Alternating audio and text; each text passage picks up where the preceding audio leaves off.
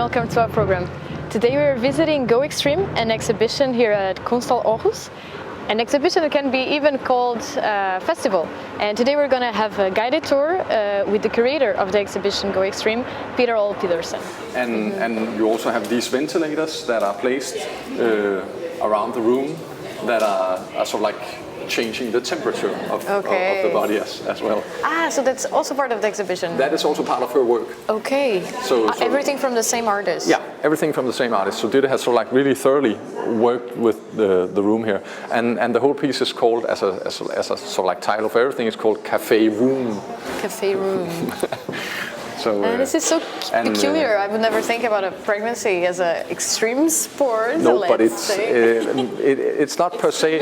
It's an extreme experience, and maybe it's something that can also, like in a very dynamic and interesting way, help us to get a different perspective on this like bodily experience of the extreme sports practitioner of choosing to do this in sports. And Ditte has also invited another artist called Laura Giuseppe to participate and be part of the room. So the ceramic reliefs you are seeing over there that are hanging here on the wall is created by Laura Giuseppe, a young artist that has sort of like. Last year she was finished at the Royal Danish Academy, and that is also one of the things that I was really glad as a curator to get the chance to sort of like welcome a whole handful of like fairly young new artists to be part of the exhibition, and like some of the things Laura has been working with in her ceramic reliefs is like this double aspect of creating life. The images are early stages of life, and I think like the quality of her work is one of the main qualities of her work is that it's both like super beautiful, like creating life can be something like completely mesmerizing and completely beautiful, but they are also like a bit eerie and scary at the same time, because like putting life into the world is a scary task as well. Yeah. So it seems like an outsider type of thing. Yeah. So Ditte really wanted to have her as part of the entire space here. And there's also a small room. There's also like a smaller room, like almost like an antechamber to this, where we have the rest of Laura's work are in.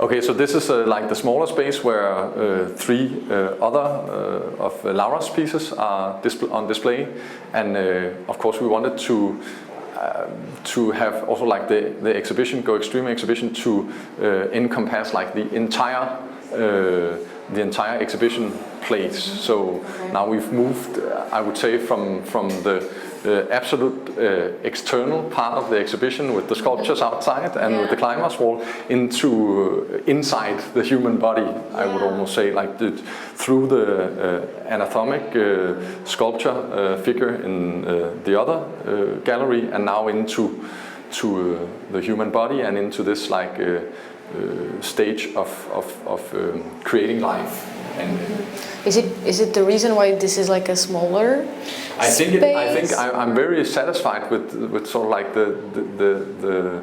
this space, because it really gives this. It becomes more intimate. Yes. And there's also like a small hello from Ditte's bigger space outside with the ventilators. You can both hear them, and when you're in here, you're sort of like affected by them, that they change the temperature of your body. And this space is also like closely connected to we have two restrooms here, and there's also works in there. So it's sort of like I just wanted to be sort of like as full as it can be. So yeah.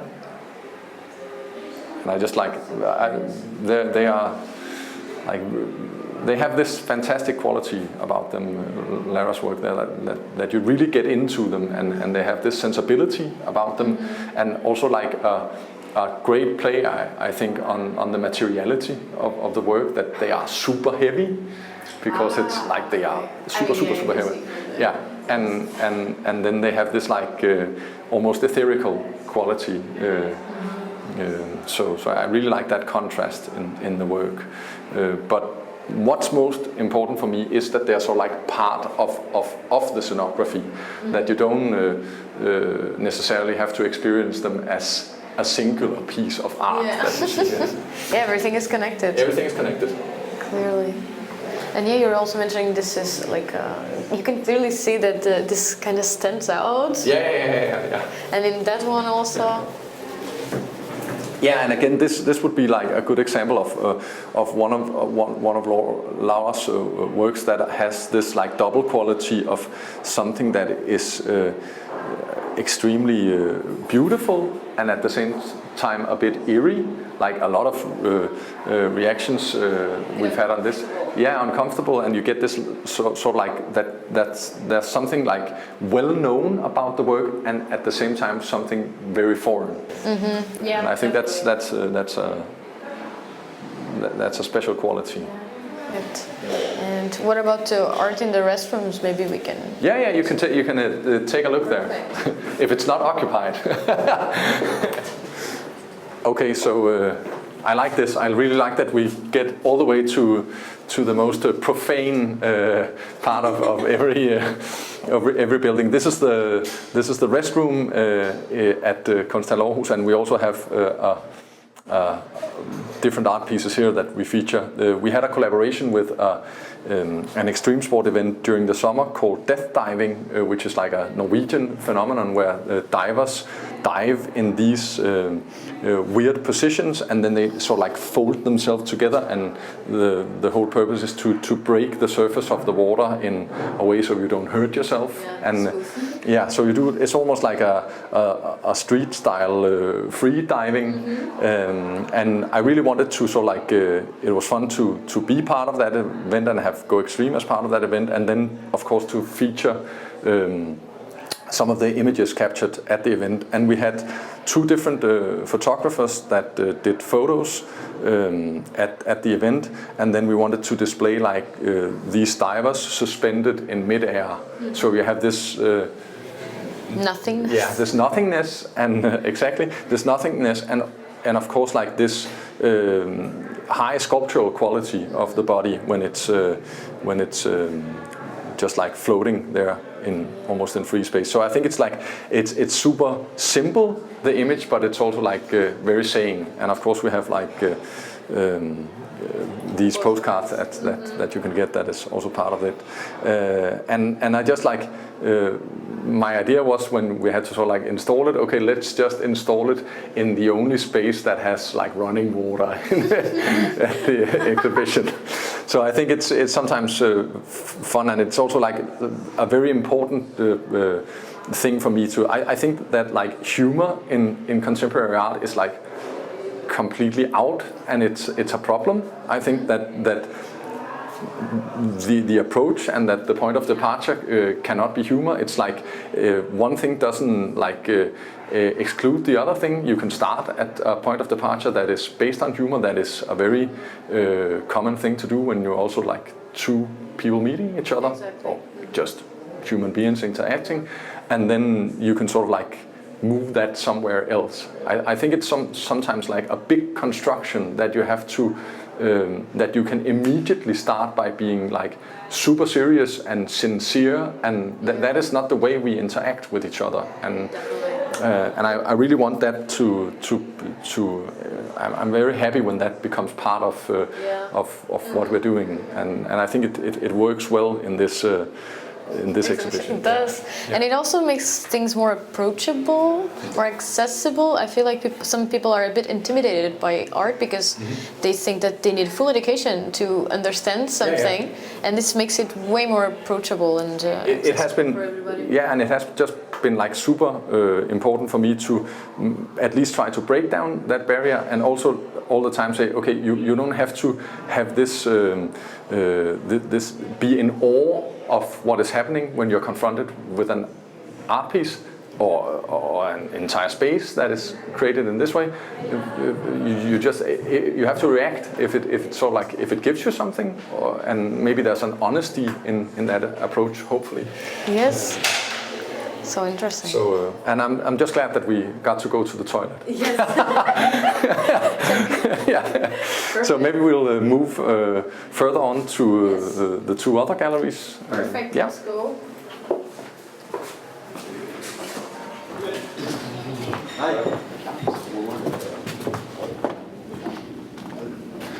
Okay, so moving into also a different section of Go Extreme. We have like these three different parts of the exhibition. The first one was called Anatomy of the Extreme, and this one is called Bodies and Beyond, and it consists of two different artworks, like big installations.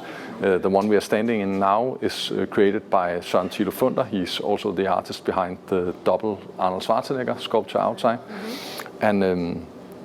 And these two spaces are spaces where we wanted to focus on sort of like maybe even the transcendence of the body and the relationship between body and mind, and also like the relationship between doing something that is controlled by sort of like mentally you sort of control something, you practice it, and you get it to work in that way, and you control it, and then you do something specifically with your body. And to emphasize that, Søren has chosen to work with what he told me. He was sort of like considering maybe one of the most extreme sports, which is e-sport.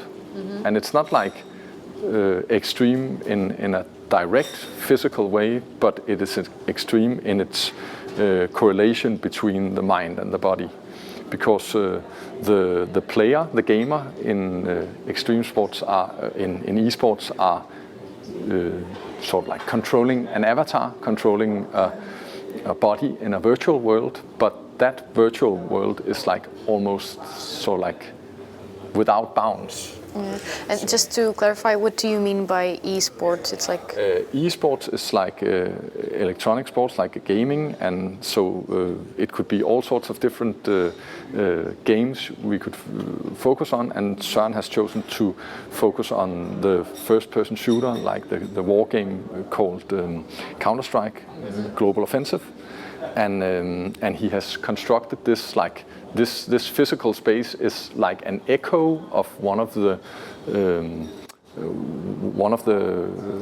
scenarios, one of the levels in the game, and he has chosen one of the levels that are played professionally. It's called Dust, and he has chosen to display it without a skin. There is no sort of like recognizable texture. It is just like the same gray color, all of the elements.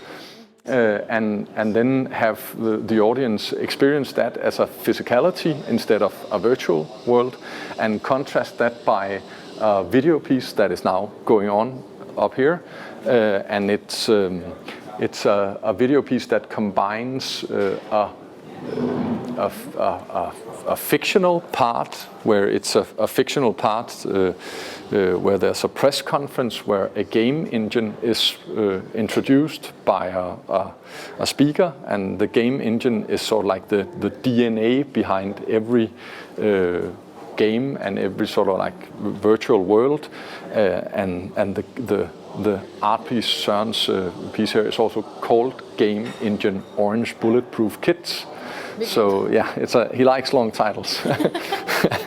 And of course there's a whole focus on this idea of creating a virtual world and how we inhabit that virtual world, what our relationship is to a virtual world, and one of the things that Søren is very occupied with is like this idea of onlineness, that we are, and I mean that in a negative sense, that we are always on, and maybe it's not like the content and the whole scenario of the game that is especially critical, but this idea of being online all the time is what drives this relationship between a virtual world and a real world, and also like acting in this.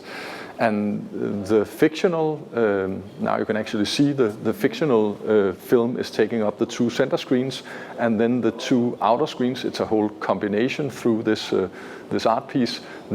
Søren asked professional esports gamers, professional esports practitioners, to do two things: to reenact what is with their own body, what it's like to play a level of Counter-Strike, and then also to sit in a chair, in a gamer chair, and tell the audience what they are seeing when they are playing. So you get a huge focus on what you are actually watching, what it is you are viewing in a virtual world. And of course this works as a stark contrast. You have this like wild virtual world, and this also like weird fictional fantasy of this press conference, and then you have like a documentary about esports players that in an alternative way tells about how it is to occupy a virtual world. Yeah, because usually people don't think about esports as an extreme sport. No. And of course this is what you can do when you do art. You can go out on a limb and you can say, okay, we want to test this, and we want to sort of like do an experiment and say, okay, what if we approach this phenomenon through art? What can we be like? Can we get a different experience? Can we maybe be wiser? Whatever will happen. It's up to the people that come here to experience the exhibition. Yeah, super interesting. Should we move on? Yeah, I think we should move on, and I'll just give a short introduction. Now we're standing in front of this big gate here that is part of Søren's work. It is also an integral part of the computer level in Counter-Strike, but behind this gate is a work called Exo Odyssey. It is made by Mik Stampe and Andreas Jonsen. They are two filmmakers that have and artists that have worked with documenting a journey made by an American extreme sports athlete called Terence Steinberg. And Terence has in the middle of 2020, during 3 months in the summer, he crossed part of the Pacific Ocean from San Francisco to Hawaii, almost 5,000 kilometers, and he rode across that part of the ocean. Definitely extreme. That is extreme, but I would say when I talked to Terence, surprisingly, when I talked to Terence, he said like actually returning to civilization in some way when he had been 3 months out on the ocean was way more extreme than sort of like completing the journey.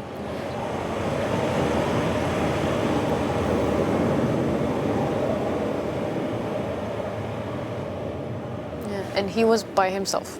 By himself, as much as you are by yourself in an online world, because of course you can somehow contact, but he was pretty strict about this. But it is of course possible to contact people. It's not pure contigi, so you can sort of like do that. But it was a very important thing for Terence to row the boat alone. So he got he sort of like got instructions from Mik and Andreas to mount these cameras, and then he recorded his journey. I cannot really understand. This is a reversed. He filmed the Pacific Ocean upside down. So all of these pictures, he's swimming with the camera in the water, and then attached to the boat. Because like I don't understand, what is this? This line. This is the bottom of the boat, and he's swimming underneath. It's underneath. Or at least that's the feeling I get. Yeah, no, definitely. Like you feel immersed. Yeah, you feel immersed. And what they have created out of this like I would almost say like existentialist adventure, is a room that we have like lovingly now called the Underwater Cathedral down here at the Go Extreme exhibition, and it's a blue space that has like star-like lamps around, and then it has a big four-colored window with blue colors on top, a rosette window, and it has this almost like a religious quality. It looks like a church space, but the work is sort of changed in a way. Normally in a church, when you see a work there that has 3 screens, it's depicting the most holy image in the middle. It could be Christ, and then as you move out, it gets more and more profound and prosaic. But here we have the struggling athlete in the middle, and then we have the Pacific Ocean on each side. So you get this effect where Terence becomes maybe smaller and smaller and smaller, and the ocean sort of takes over. And of course that's a big part of this artwork, that it deals with the relationship between human beings and nature. Mm-hmm. So, did he mention the motivation behind this? There was both a super personal motivation. His father died and he decided to go out on this journey, and then I think something he took home from the journey was a completely different relationship to the ocean.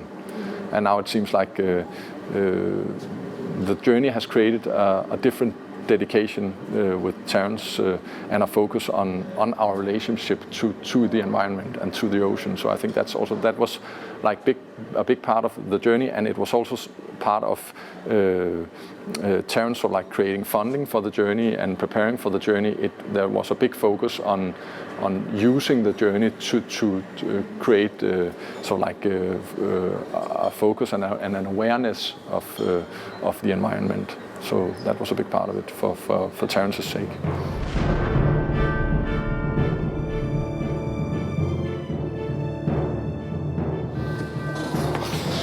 Okay, so this is the third part? This is the third part. And this part of the exhibition is called Extreme Fitness. And this is our sort of bit at a in some way both a surrealistic fitness center and also a space at Go Extreme where we combine a lot of different artworks. So behind me there's 3 videos by an Argentinian filmmaker called Mauro Andrisi, and Mauro has been working on sort of like the duality in the fighting scenario, like the you could say like almost like a completely basic condition, human condition, the struggle, the fight, and the fight scenario.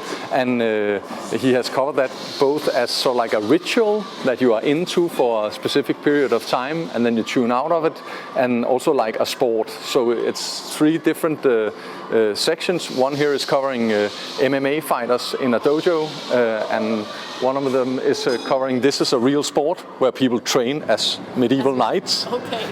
And the last one is like pure fantasy. You have a group of teenage girls that meets in this hall, and then they battle each other, and then they cheer and they drink sodas by the end. And together this piece is called Love Your Enemies. So it of course has this duality, like the fight here is almost turning into lovemaking between the two fighters. And Mauro is also working with it as a prerequisite to a whole short film that he wants to create out of these pieces. So it has been super interesting to get him to do like 3 commissioned films for the exhibition here, and also contrast them to a full martial arts arena that we have inside here, where you can go inside the arena and experience these films in this specific space that has this like the atmosphere. Yeah, definitely. And this is also where we will have the championship? This is here where we'll have the championship, the tournament in mixed martial arts, and other elements here are a changing space where you can change your clothing, and you can actually come here to work out. And then there's other fitness elements. We can go down here and look at the sculptures and other elements.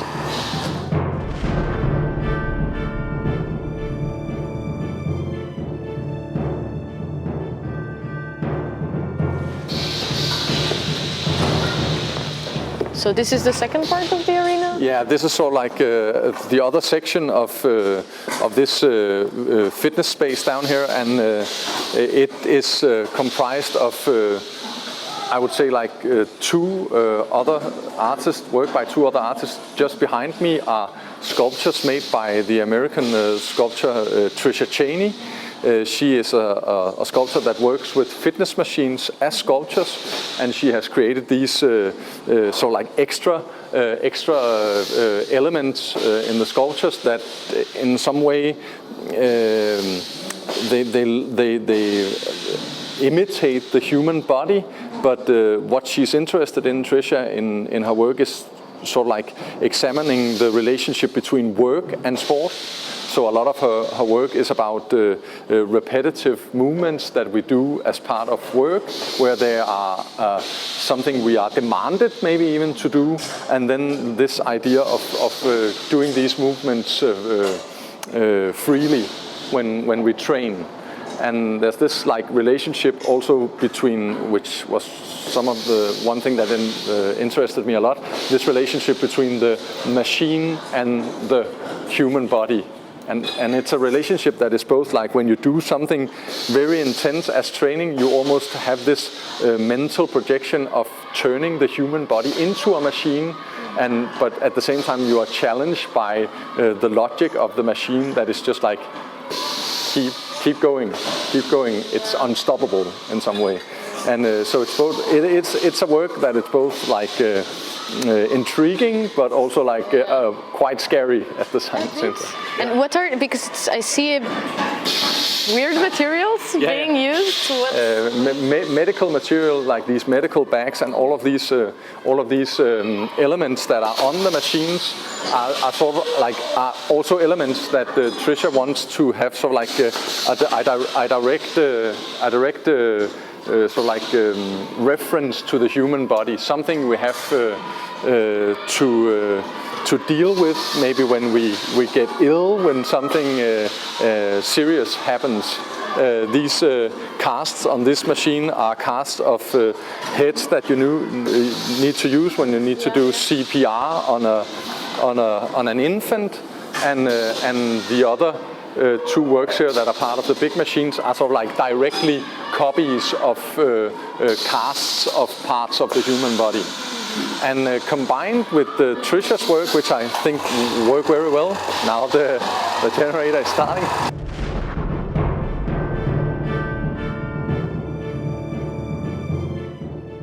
Nine different works by a Norwegian artist called Sissel Tolas. And Sissel works with something very special. She works with smell. So so there are these 9 pieces by Sissel Tolas, and she has chemically reproduced the sweat smell of 9 different people. And you can sort of like you have to go to the wall, and then you can scratch and then smell, and it has like very different, it affects you in very different ways. So you have this like element that actually reminds you that, okay, a workout or maybe doing something physical produces sweat. So it's, I like that very sort of like direct connection between something sensuous and then the materiality of the space. Perfect. Okay, I think we finished in a really good way, different way.